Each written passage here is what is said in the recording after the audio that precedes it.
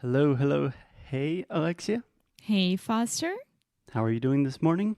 I'm doing great. What about you? I am doing very well. Thank you. So today we are talking, I don't want to say this every time, but we are talking about another topic that is absolutely fundamental. Do you know what we're talking about? Of course I do. Okay, so today we are talking about asking for help in English, how to ask for help in a nice and polite way, and then a little bit more specifically, talking about directions and when you are lost, which is something that is definitely going to happen. Yes, and I mean, it can be, for example, you could be in a mall, and you don't know where the exit is, or where the parking lot is, or where a store is. So you just can ask, "Hey, do you know where H&M is?" And then the person will say, "Oh, take a right, take a left," and that's it. Exactly. So this kind of normal situations that can happen every day. Yes. Okay, two things before we begin, Alexia. Two quick tips. First, H&M. How do you say that in Portuguese? H&M. Yes, that is a clothing retail store, correct? Homem e mulher. Okay, men and women. Cheap clothes, international. You see a lot of H&Ms in the world. Number two, when you say going to the mall, we do not say shopping in English. We do not say, I'm going to the shopping. You can say, I'm going shopping. Or you Which can is say, the act of buying stuff. yes, it is the action.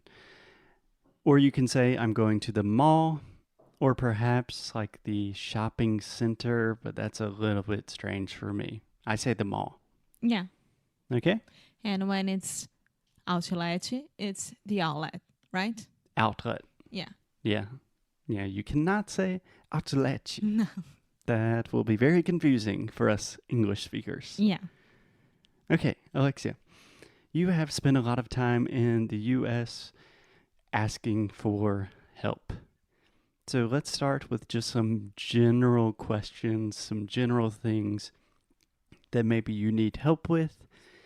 How do you do that? What is your approach?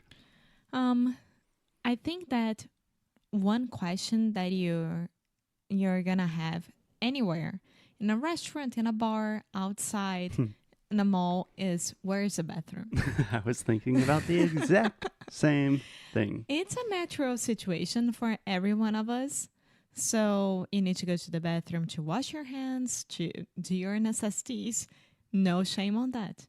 No shame in that. Yep. Number one, number two. Yeah. So you can always say, as polite as it goes, like, "Excuse me, could you help me? Where's the bathroom?" Or, "Excuse me, where is the bathroom?" That's it. Yeah. Normally, when I'm asking a question, like a fast question, just kind of like a, hey, do you know where this is? When I'm in a restaurant, normally the structure I use, excuse me, do you know where the bathroom is? Or, excuse me, where are the bathrooms? Just something like, hey, pardon me. And then a very fast question. Yeah. That's just my personal style. I don't do that. It's very slow. And then when the person answers me, I'm always like, okay, so to the right and then to the left. I always like say again what the person just said to me, just to make sure. Yeah, what I do right now, we are in Portugal. And in Portugal, they do not say banheiro, they say casa de banho. So when I enter a restaurant, all I do is I make eye contact with someone that works at the restaurant, and then I point my hands in different directions and say, casa de banho, and then they point in one direction, and I'm like, thank you.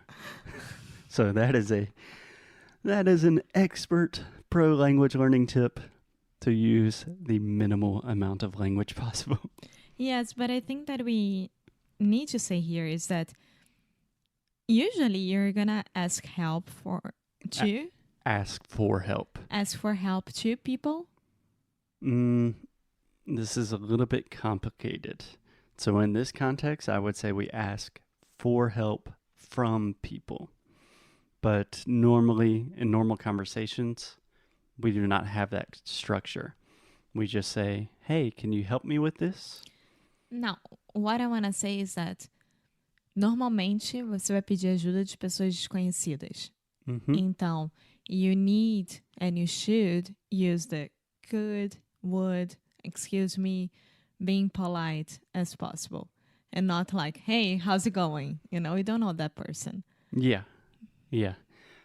Correct. So the most polite, the most grammatically sophisticated way to ask for help would be to use would you?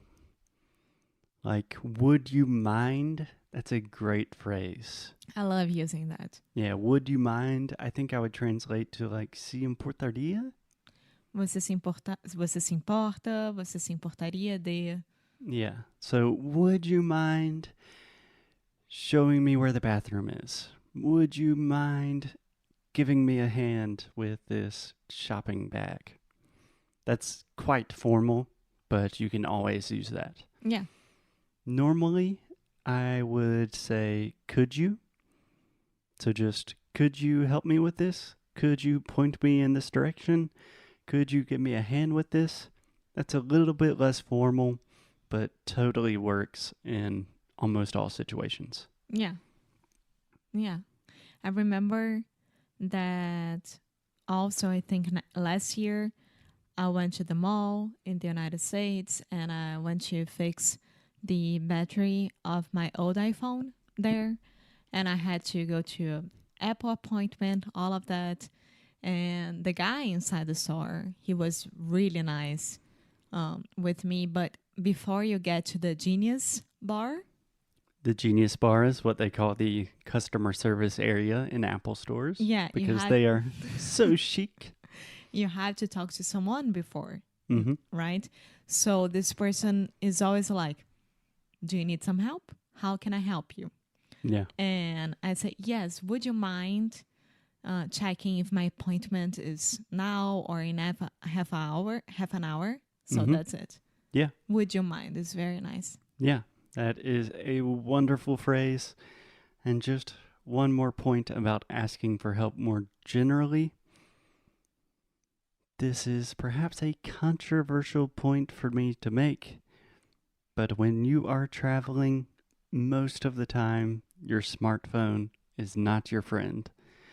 So imagine you are going to a restaurant or you are going shopping, you are at the mall. It's probably pretty easy to find using Google Maps, like, okay, exactly where is this store?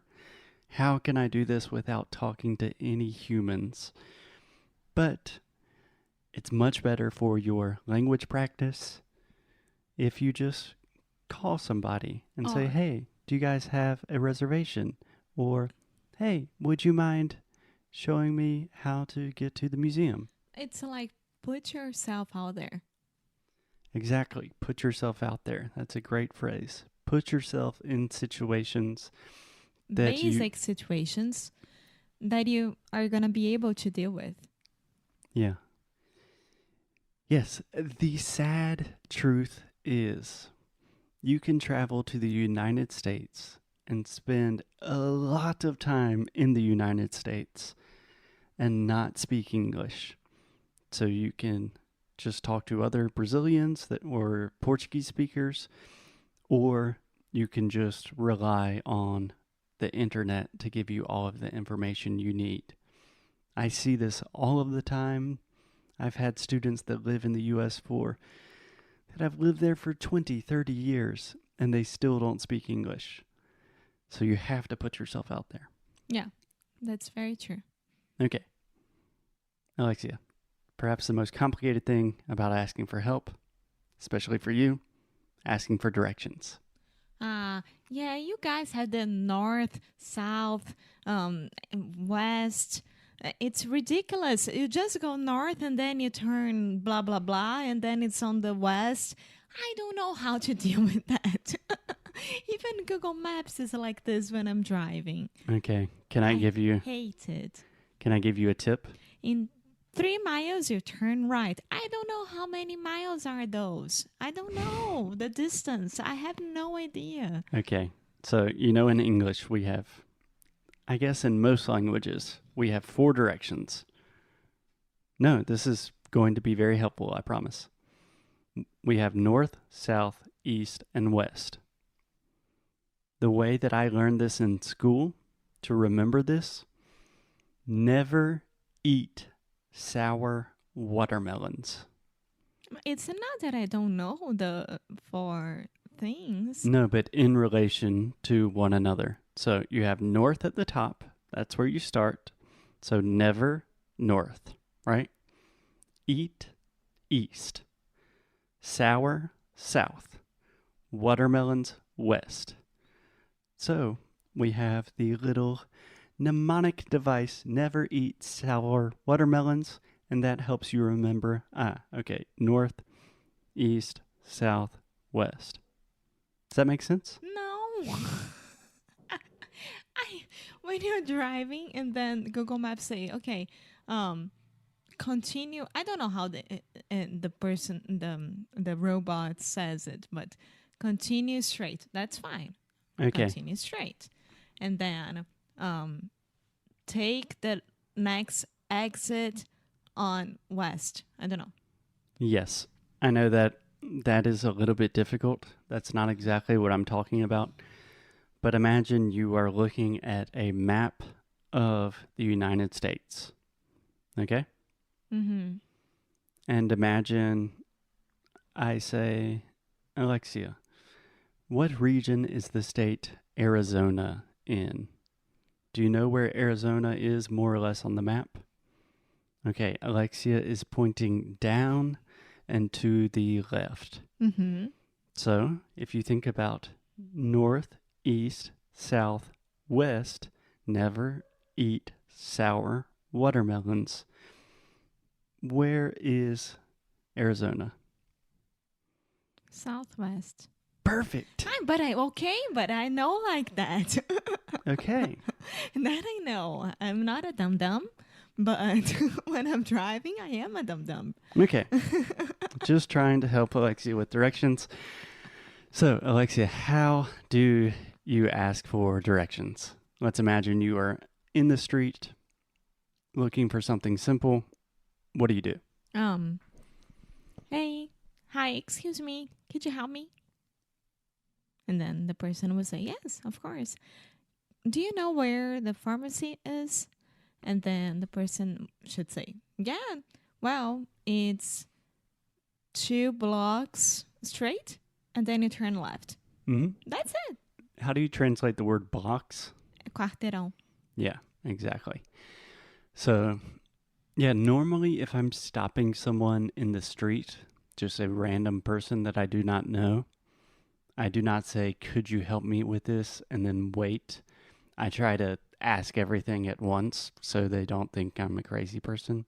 So maybe, excuse me, do you know where the closest pharmacy is? Or, excuse me, do you know how to get to the bank? Actually, today a lady asked for directions when I was walking by. She was like, pode me ajudar? Could you help me? Is that the street tarará? And I said, yes. Do you know where the store tarará is? Yes, it's right there. So it's simple.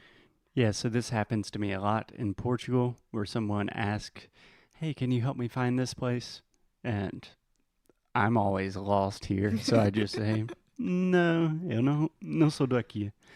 Eu não sou daqui, eu não tenho amor, eu sou da Bahia. De São Salvador. And then people give me a very Weird crazy look. look. Okay, so I would say that learn how to ask for help in 3 different situations: outside on the street, inside of a restaurant, a mall, whatever, and on the phone, right? Yeah. Just like we did Mm-hmm. the other lesson. Yeah.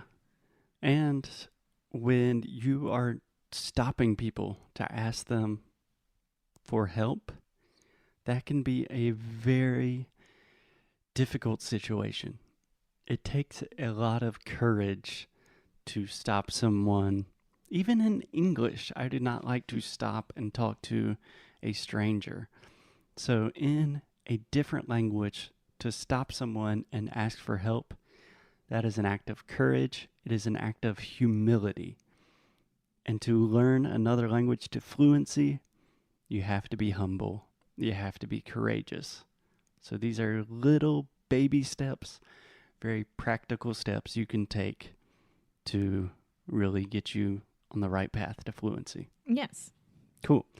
Anything else you would like to add, my directionally challenged, sweet, sweet partner? No, I would say just go there, ask for help, and then the first time will be horrible, the second time will be easier, and the third time is a charm. So you'll be fine. Yeah. Third time's a charm. Yeah. Perfect. Okay. Thanks a lot, Alexia. As always, keep up the good fight. And as well. Bye.